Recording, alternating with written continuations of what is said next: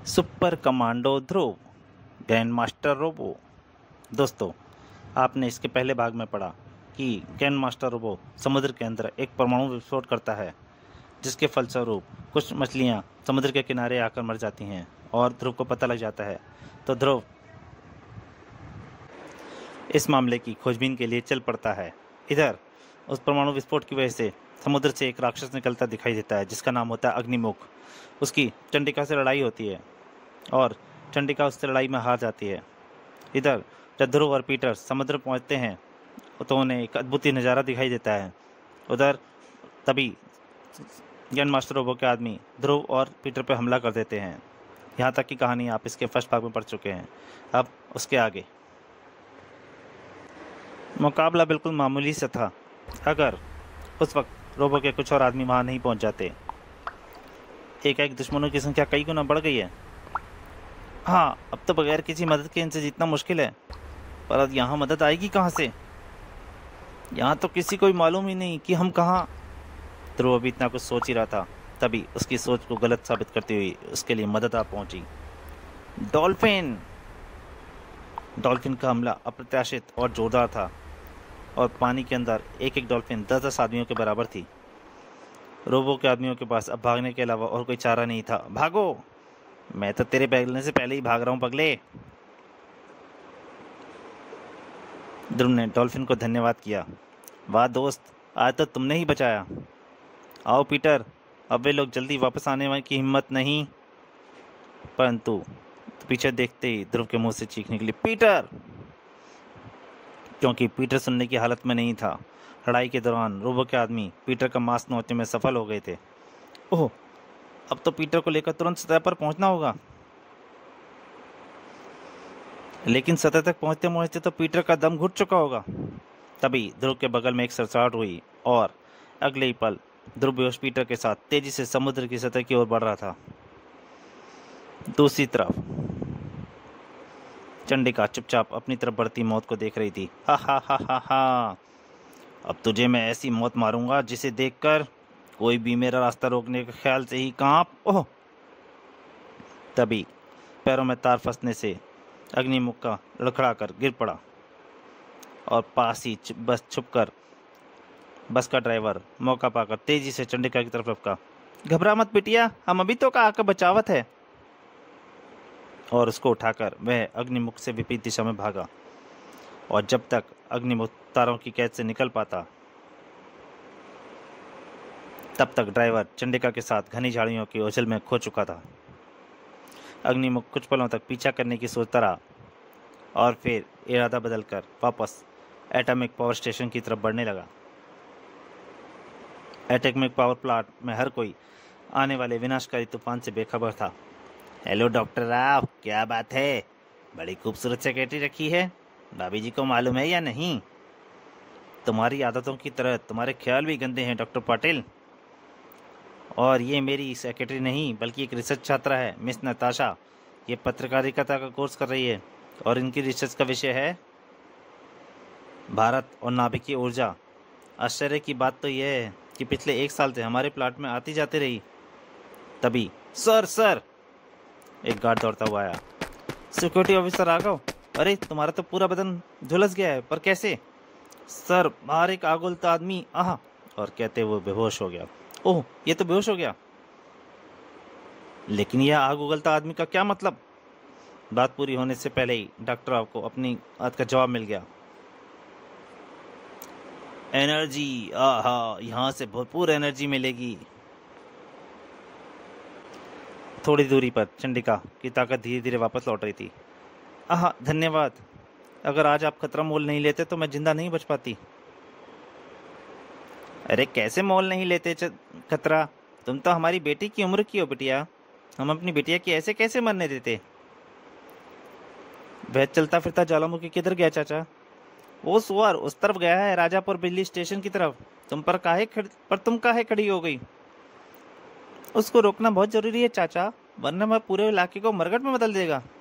लेकिन बिटिया सुनो तो, मेरी चिंता छोड़िए चाचा और सब बच्चों को लेकर यहाँ से जल्दी ही निकल जाइए। उम्मीद है कि इस अफरा तफरी में ड्राइवर यह ध्यान नहीं देगा कि श्वेता बच्चे के बीच में नहीं है। लेकिन अग्निमुख से अकेले निपट पाना मेरे लिए बस संभव नहीं लगता, इसलिए मुझे अपने स्पेशल मदद का इंतजाम करना ही पड़ेगा। अपनी बेल्ट में लगे स्पेशल ट्रांसमीटर के जरिए चंडिका ने अपने ट्रांसमीटर को ऑन किया और उसमें एक खास तरह की तरंगें निकलने लगी। जो तरंगें पहुंची सीधा कमांडो हेडक्वार्टर में। T T T T. ये हमारी स्पेशल फ्रीक्वेंसी पर किसकी इमरजेंसी सिग्नल आ रहा है? ध्रुव का? नहीं रेणु, यह signal Rajapura atomic power station के पास से आ रहा है और ध्रुव ने तो अभी कुछ ही देर पहले पीटर को कर्ली सी फेस पर बुलाया था। कर्ली फी से और यह पावर प्लांट तो अलग अलग दिशा में है। फिर यह सिग्नल किसका हो सकता है? किसी का भी हो, लेकिन उसकी मदद तो करनी होगी। पर राजापुर पहुंचते पहुंचते तो बहुत देर हो जाएगी और यह इमरजेंसी सिग्नल है। देर नहीं होगी करीम, क्योंकि हम लोग वैन से नहीं स्टार हेलीकॉप्टर से जाएंगे। चलो फास्ट, एक पल की भी देर करना ठीक नहीं है। उधर अग्निमुख को सिर्फ एक चीज की तलाश थी, एनर्जी की, और उसके रास्ते में रुकावट डालने वाली हर चीज उसकी दुश्मन थी। और जब तक चंडिका का पावर स्टेशन तक पहुंचती, अधिकतर लोग वहां से भाग चुके थे। आहा हा, एनर्जी पीने की शुरुआत यहीं से की जाए। हे भगवान, ये तो साक्षात बदमाशुर लग रहा है, लेकिन मैं भी इसको रोकने में कोई ना कोई रास्ता निकाल लूंगी। आहा, अब मेरी ताकत कुछ वापस आ रही है, लेकिन इतने से कुछ नहीं होगा। मुझे ढेर सारी पावर चाहिए एक साथ, और वह पावर मुझे इस पावर स्टेशन में लगे न्यूक्लियर रिएक्टर से मिलेगी। उसके बाद मैं इस दुनिया का सबसे शक्तिशाली। तभी एक ट्रक की घरघराहट ने अग्निमुख का ध्यान अपनी तरफ खींचा, लेकिन अग्निमुख को कुछ करने का मौका नहीं मिल पाया। उसका शरीर ट्रक और दीवार के बीच में पिस गया। वाह, ये लड़की तो एकदम तूफानी है। उधर घटनाक्रम बड़ी तेजी से बदल रहे थे। यह खबर ग्रैंड मास्टर तक पहुंचते देर नहीं लगी। मास्टर, राजामुख एटॉमिक पावर स्टेशन से हमारे जासूस ने एक संदेश भेजा है। वहां पर एक आग उगलता आदमी तोड़फोड़ कर रहा है। क्या? उसी पावर प्लांट की डिजाइने चुरा चाकर तो हमने न्यूक्लियर शक्ति हासिल की है, और वह कमीना उसी को तोड़ रहा है। हमारी सैटेलाइट के कैमरे को वहीं पर फोकस करो। लेकिन हमारा जासूस तो सुरक्षित है ना? हाँ मास्टर, हमारा जासूस एकदम सही सलामत है। शैतान का शुक्र है। ओह, तो ये है वह आग उगलता मानव तोड़फोड़ तो अच्छी करता है। इस विनाशकारी आदमी को तो हमारे गैंग में होना चाहिए था वाइपर। यह हमारे ही गैंग का आदमी है मास्टर। यह मिश्ती है। उसके कपड़े और गले के पट्टे को ध्यान से देखिए। मिश्ती? यानी यह धमाके से मरने की बजाय आग उगलता मानव बन गया। लेकिन यह तो गड़बड़ हो गई। अब मिश्ती को जल्दी से जल्दी ठिकाने लगाना पड़ेगा। अगर इसको किसी ने पकड़ लिया तो यह उनको हमारे इसको अत्यंत गुप्त अड्डे का पता बता सकता है। इस मुसीबत से बचने का सिर्फ एक ही रास्ता है, मिश्ती की मौत। सब गड़बड़ हो रही है। पहले मछलियां राजनगर के तट पर पहुंच गईं, फिर मिश्ती बच गया, और हमारे आदमी अब तक उस ब्लास्ट वाली जगह को यंत्र लेकर वापस नहीं आए। कारण सीधा सा था, क्योंकि रोबो के आदमी डॉल्फिन के डर से अब तक छिपे हुए थे। वे वापस चले गए। हाँ कायर, अब जल्दी करो, देर हुई तो मास्टर हमारी खाल उतार लेगा। उसको जब पता चलेगा कुछ लोग हमसे पहले ही यहाँ पहुंच चुके हैं, तो हमारी खाल तो वैसे ही खिंचवा देगा। हम उसको यह बात बताएंगे ही नहीं, फिर उसको पता कैसे? वाओ, क्या हुआ? कोई खजाना दिख गया क्या? खजाने का भी बाप मूर्ख, देख इस छेद के पार। जो चीज ध्रुव और पीटर नॉर्मल तरीके से देखकर चले गए थे, उसे देखकर उन गुंडों की आंखें चौधिया गई। यह क्या है डोमर? कोई शहर लगता है, सोने का बना हुआ, लाखों टन सोना। कैन मास्टर तो यह खबर सुनकर पागल हो जाएगा। हम उसे पागल बनाना ही नहीं चाहते, इसलिए हम उसको यह बताएंगे ही नहीं। यह खजाना हमने ढूंढा है और इस पर सिर्फ हमारा हक है। आज के बाद से हम किसी के गुलाम नहीं। यह क्या है? तभी कुछ देखकर दोनों की जुबान तालू से चिपक गई। इसके बाद की हरकत एकदम सामान्य थी, क्योंकि छेद के बीच से निकल रहा समुद्री जीव बहादुर से बहादुर आदमी को अभी खून जमा देने के लिए काफी था। यह किस लोग का प्राणी है? बड़बड़ मत कर मूर्ख, और यहाँ से भाग ले। यह जरूर इस खजाने का रक्षक होगा। परंतु समुद्र के अंदर किसी समुद्री जीव से बचकर भाग पाना असंभव होता है। इस बात का एहसास रोबो के आदमियों को सिर्फ मरने से पहले ही हो पाया। लेकिन यह भयावह दृश्य अनदेखा नहीं गया। हे देव, आखिर वही हुआ जिसका मुझे डर था। और इधर एटॉमिक पावर प्लांट में माल टके लक्की ट्रक्कर का भी इस पर कोई असर नहीं पड़ा। यह तो बुरी खबर है, लेकिन अब मुझे इसको संभलने का मौका नहीं देना चाहिए। शुक्र है कि इन तारों में बिजली नहीं है, वरना अब तक मुझे भी सैकड़ों वोल्ट का करंट लग चुका होता। चंडिका ने गिरती हुई दीवार पर जोरदार वार किया और सैकड़ों ईंटें अग्निमुख के ऊपर बसने के लिए नीचे गिरने लगीं। पर अग्निमुख ने अब तक अपने आप को संभाल लिया था। उसके मुंह से स्टील को भी गला देने वाली एक भीषण लपट निकली और सारी ईंटें अग्निमुख के गिरने से पहले ही धुआं बनकर हवा में बिखर गईं। और फिर अग्निमुख चंडिका की तरफ मुड़ा। यह यहाँ पर मेरा कुछ नहीं बिगाड़ पाएगा, इतनी ऊंचाई पर तो इसकी लपट भी नहीं आएगी। लेकिन अग्निमुख का निशाना चंडिका नहीं, बल्कि चिमनी का निचला हिस्सा था। ओह, इतनी ऊंचाई से गिरने पर तो मेरे बदन का पाउडर बन जाएगा। मिस्टर अग्निमुख मुझे तड़पा तड़पा कर मारना चाहते हैं, पर मेरे पास भी 600 ग्राम दिमाग है। अगर मैं अपने शरीर को एक खास मोड़ पर मोड़ दूं, तो ये भारी चिमनी अपने गिरने की दिशा बदल देगी और सीधे श्री अग्निमुख की ओर खोपड़ी का तरबूज फोड़ देगी। चिमनी तेजी से अग्निमुख की तरफ गिरने लगी और इतनी बड़ी चिमनी को गिरने से पहले भस्म कर देना असंभव था। लेकिन चंडिका ने गिरती चिमनी और अग्निमुख के बीच में तने तार पर ध्यान नहीं दिया।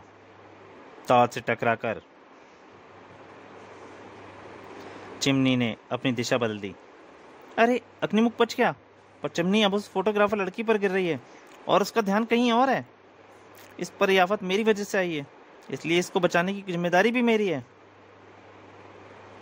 नताशा का ध्यान जब तक अपनी ओर गिरते खतरे पर जाता, तब तक बहुत देर हो चुकी थी। अब ना तो भागने का रास्ता था और ना ही बचने की कोई जगह। वह भय से जड़ हो गई। उसको तो यह भी नहीं पता चला कि वह बच कैसे गई। तुम ठीक हो ना मिस फोटोग्राफर? हाँ, मैं ठीक हूँ, लेकिन मेरा नाम तो नताशा है। और मेरा नाम चंडिका है। नताशा, अब तुम जल्दी से जल्दी यहाँ से निकल जाओ, क्योंकि थोड़ी देर में यह जगह नर्क की डुप्लीकेट बनने वाली है। नताशा चुपचाप चंडिका को खतरे की तरफ बढ़ती देखती रही और ना जाने क्यों उसकी शर्मिंदा चेहरे पर आंसू बहने लगे। हे भगवान, मेरी मदद कर।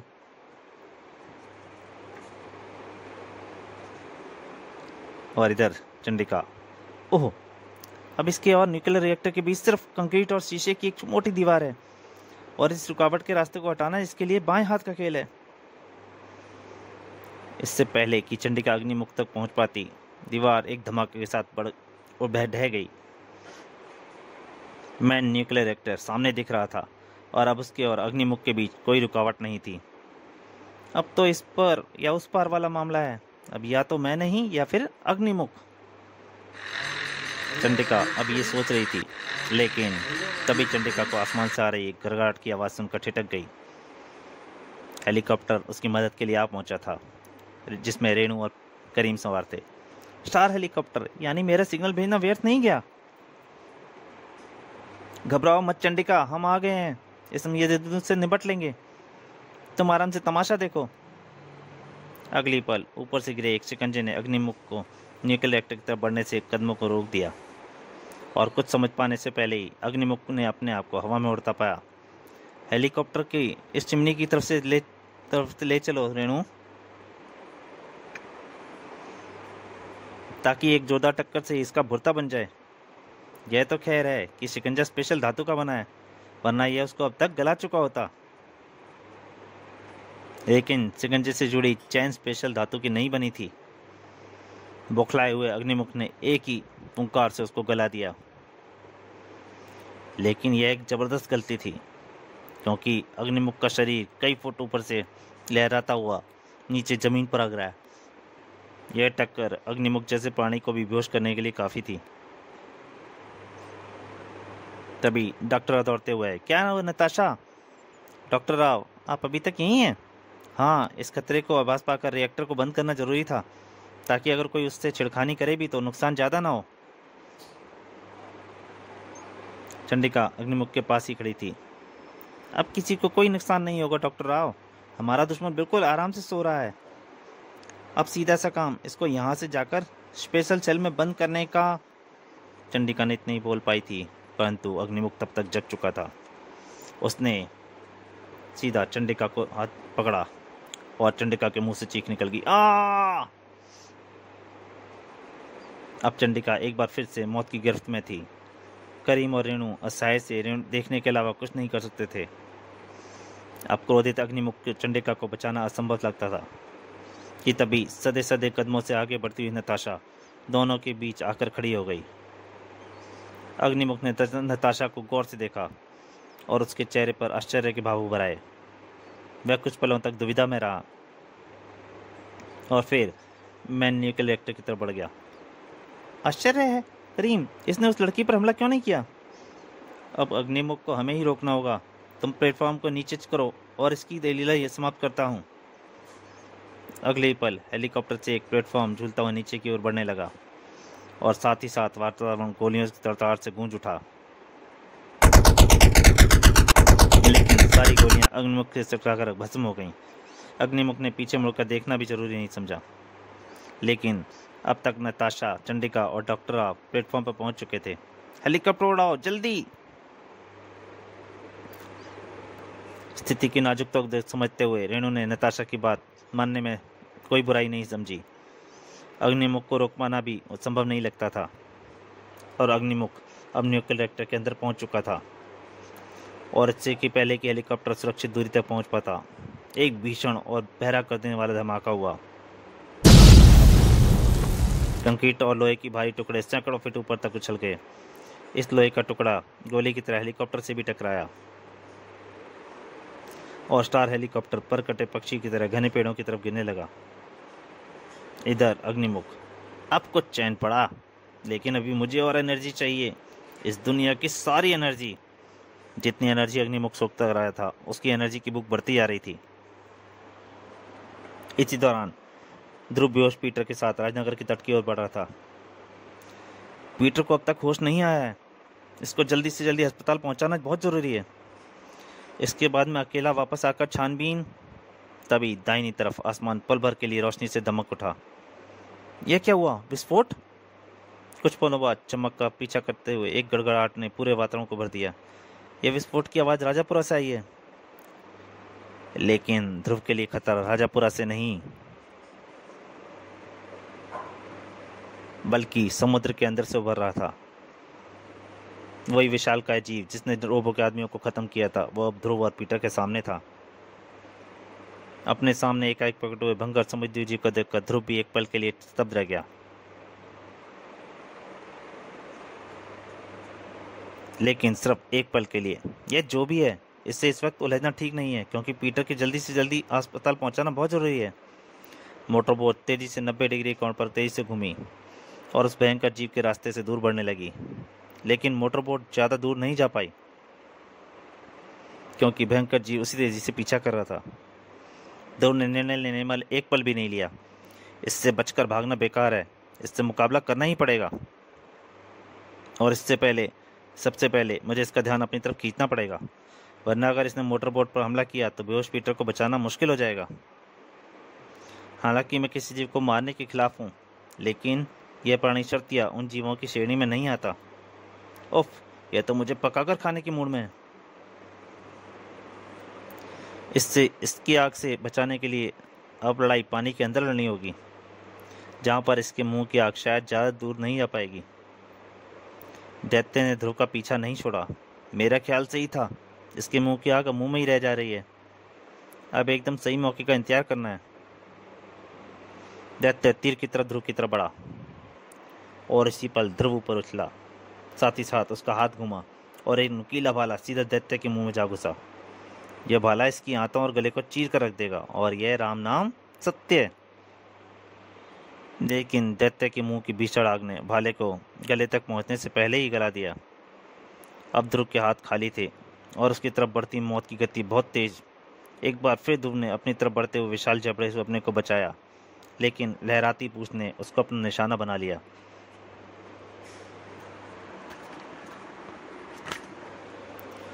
आह! अब तो मुझे ऑक्सीजन लेकर सतह पर जाना ही पड़ेगा, और तब मुझे यह भूलकर भी ऑक्सीजन, इसको रोकने का यही एक तरीका है, ऑक्सीजन। ध्रुव का दिमाग तेजी से दौड़ रहा था। बिल्ली की फुर्ती से अपने पीठ पर लगे ऑक्सीजन टैंक को उतारकर सामने खले विशाल मुख के अंदर के उसने झोंक दिया। ऑक्सीजन टैंक का संपर्क हुआ और एक धमाके के साथ भयानक समुद्री जीव समाप्त हो गया। और ध्रुव ने अपनी यात्रा फिर शुरू की। यह अजीबोगरीब जीव जरूर न्यूक्लियर ब्लास्ट से संबंधित है, क्योंकि इससे पहले ऐसा खूंखार जीव कभी नहीं देखा गया। यानी अब यह केस जटिल से जटिल होता जा रहा है। खैर, इस राक्षस तो सबसे पहले जरूरी काम पीटर को अस्पताल पहुंचाने का है। और राजनगर में एक नई समस्या पैदा हो रही थी। सुनते हो? क्या हो गया रजनी, घबराई लग रही हो? अभी श्वेता के बस स्कूल से बस ड्राइवर का फ़ोन आया था। वे लोग पावर प्लांट नहीं आ पाए। रास्ते में ना जाने कैसे एक आग लग गई। ड्राइवर सभी बच्चों को लेकर वापस राजनगर लौट आया। लेकिन मुझे तो इसमें परेशानी वाली कोई बात नज़र नहीं आई थी। लेकिन श्वेता उन बच्चों में नहीं है। बस में आग लगने के बाद से उसको किसी ने नहीं देखा। हे भगवान! चलो हम लोग तुरंत उसके स्कूल चलते हैं। दोस्तों, ज्ञान मास्टर ओवर का दूसरा भाग यहीं तक। इसके आगे के लिए जल्दी आपके सामने हाजिर होऊंगा। तब तक के लिए नमस्कार।